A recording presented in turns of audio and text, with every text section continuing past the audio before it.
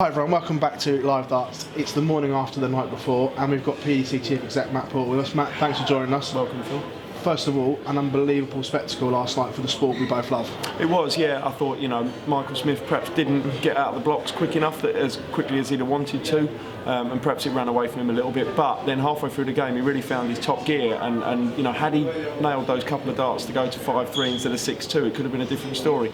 But in reality, Michael van Gerwen, world number one, won more than anybody else over the last few years, probably, the rightful winner in the end. Shows the sport's working as well. Obviously, two players that played in the World Youth Final now contesting the biggest stage shows the system is working. Yeah, I mean, it's the first world final since 1983 with two under-30s, and as you say, they're both products of the PDC's youth development system, so big credit to Rod Harrington, and I'm sure he'll be telling everybody about that himself. But in all seriousness, Michael leading the charge there, but how many players are queuing up behind them? We saw Nathan Aspinall get to the semis, Chris Dobey, Luke Humphries, all equipped themselves really well, and many more as well, Dimitri Vandenberg. There's plenty of young guns out there, and they're all hungry for success. First time we've seen 96 players at a World Championship as well.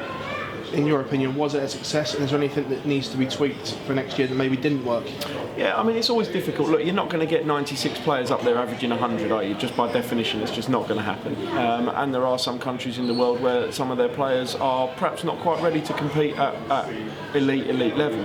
But that's not a reason not to put them in the World Championship. We want to grow darts in the world. We don't just want to grow it in North London, So for us, it's important that players from Asia and Australia and South America, North America, all across the globe have the opportunity to compete for something locally, to give them the chance to play on the biggest stage. Because otherwise, how are we going to grow darts in those countries if we're not giving people a carrot at the end of their stick?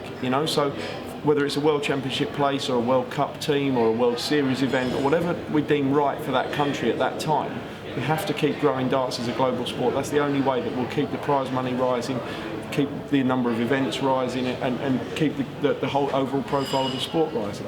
The two ladies as well made a great impact, Lisa especially. Was that a success, and is that something that's here to stay? I think that was great. We were fortunate in that two ladies who came out of the qualifier, Lisa and Anastasia, are both players who can play at that level comfortably. They weren't players who were going to be phased by being on stage. They were great. They really seemed to enjoy the occasion, and the media coverage of them was very positive, which was great. Obviously, look, they weren't able to win, but regardless, they both played really well. Particularly, as you say, Lisa in that first set when she averaged 107. So, absolutely, it's here to stay, and I think there'll be more opportunities for ladies in the future.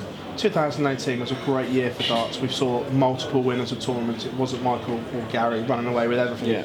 Is the sport in the best place it's been? How do you see it evolving as well in 2019? Yeah, I think when you look at all those components, international growth, young players, lady players, the ability that the top guys have, the ones who are out there in the Premier League and the World Series throwing those 100, 110 averages, then you can't argue that darts is in a better place than it ever has been. And it will keep growing because of the desire of the players to be entertainers and to be world-class performers. And we'll match that with the standard of events that we put on. And the sport will just keep going from strength to strength. There'll be the odd hiccup on the way, of course, every sport has that. But nevertheless, long term, we're confident we'll get it right. A couple of topical ones for you now. Obviously, gamesmanship on the Oki has been talked about. Do you think this year players have crossed the line, or do you think it's still good to have those characters, what they're doing, rather than robots on stage? Well, those two things aren't necessarily an either or. It is good to have characters, but yes, some players have crossed the line, and it's important to explain. I don't think necessarily everybody understands this, but the PDC is not a governing body. The PDC is a promotional company. The sports governing body is the Darts Regulation Authority, so they look after everything to do with our disciplinary side, our integrity, anti-corruption, drug testing, all of the governance parts of darts is looked after by the Darts Regulation Authority, independently of the PDC. So they will evaluate the situation. It's their rule book that we follow. We do talk to them about things, and we have been having conversations with them about what measures should perhaps be put in place during a match if a player was to overstep the line, because currently there's no provision for that. Now imagine if that was football and a player went in 2 feet off the ground, studs up, straight through the back of his opponent, and there was no provision for the referee to do anything about it. That's clearly a situation that can't exist in professional sport. So we've been looking with the DRA about what should happen in the event. I don't think any dart player is going to go 2 foot through his opponent on the stage. But what should happen in the sport if a player oversteps the mark on the stage? And those conversations are in progress, and we'll be reviewing that position in the very near future, because we want to make sure everything's in place for the start of 2019, the events that we have. So yeah, we're looking at that. But likewise, we don't want robots on stage, and we're not actually going to look to bring anything in that's going to make robots. We're just going to look to make sure that it stays fair. The other one, the Premier League 10 was announced last night. I'm guessing you've read social media because you're quite active. I think 9 of them were fairly easy to pick because they'd all won something. Yeah. The obvious one is Barney being in there. Who also won something as a World Cup winning pair. World Cup winning player, but individual titles. Yeah. I understand the commercial aspect to darts, like and most people don't. Do you think Barney was picked on a commercial aspect and almost sentimental to say, rather than what he's done over the last few years? Look, I actually think sentimental more than commercial. Commercially it does make sense. You know, we're going to go to Holland for 2 big nights. We've got a big Dutch broadcaster. We've got a sponsor that's very Dutch focused. But nevertheless, the sentimentality of it, I think, for me, is the reason why I think Raymond deserved his place. You know, he has done a huge amount for darts globally over the last 20, 25 years. I mean, I think he even say longer he's been a professional, but regardless of that, he was the one who first flew the flag for Dutch darts. He's the one who has taken the lead in Holland, and probably he's the one who's produced Michael van Gerwen. You know, so look, Raymond's won 5 world titles, he's won countless other trophies, you know, Premier League, World Cup, Grand Slam, Las Vegas, UK Open, whatever. So why doesn't he deserve his moment in the sun? And this is a chance for people from Berlin to Belfast, Aberdeen to Exeter to say goodbye and thank you to Raymond van Barneveld. I'd also ask this question as well. I'm not sure you could really say, is there anybody else out there? Whether you think Raymond deserved it or not, is there anybody else out there who deserved it on the back of the last 12 months?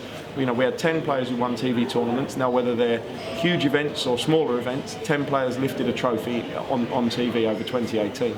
And there's nobody out there, I don't think, who could make a claim to have done more than that. The other thing that's been talked about is the selection process for the Premier League, to actually nail down a criteria so everyone knows. Maybe like the Ryder Cup, where you pick 12 events and then you take the 10 to perform over that. Is that something that you'd look at maybe doing, so there was a criteria rather than wildcards? I think, loosely we probably do. You know, when we look at a wildcard, we obviously look at what players have done. And we look at their overall contribution to darts, and we look at what they've done on the stage and off the stage and things like that. So I don't think it would be right to include certain events, because that would be to the detriment of people who won other events. You know, and we've got 12 TV events across Sky, BBC and ITV, so we would include what players do in all of those. Also, the ranking's been widely talked about at the moment because the World Championships is now so big and the prize money is so vast. It almost throws the rankings out of sync. Yeah. Is there something in place to maybe bring everything else up? That's certainly our next aim. Yeah, we're very conscious of the fact that the World Championship has a disproportionate effect on the world rankings, which in some ways it should do, because it is the biggest event, and you know it's what players do on the World Championship stage generally dictates their profile, and what they've done over the previous 12 months or whatever sort of pales into insignificance compared to what they do at Ali Pali. But that's not entirely fair either. So yeah, we will be looking at making sure that the World Match Play, the World Grand Prix, the Grand Slam, the UK Open, the Players, the European, all of those events come forward with that. You know, our first aim was to make sure that those events were all £500,000 events overall. We want to get them all up to 6 figures first prize if they're not already, and then just keep growing it, but growing it at the right pace as well. Matt, thanks for taking time out. I know you're very busy and it's the morning after the night before, so thanks, mate. Thanks for joining us at Live Darts. Cheers, thank you.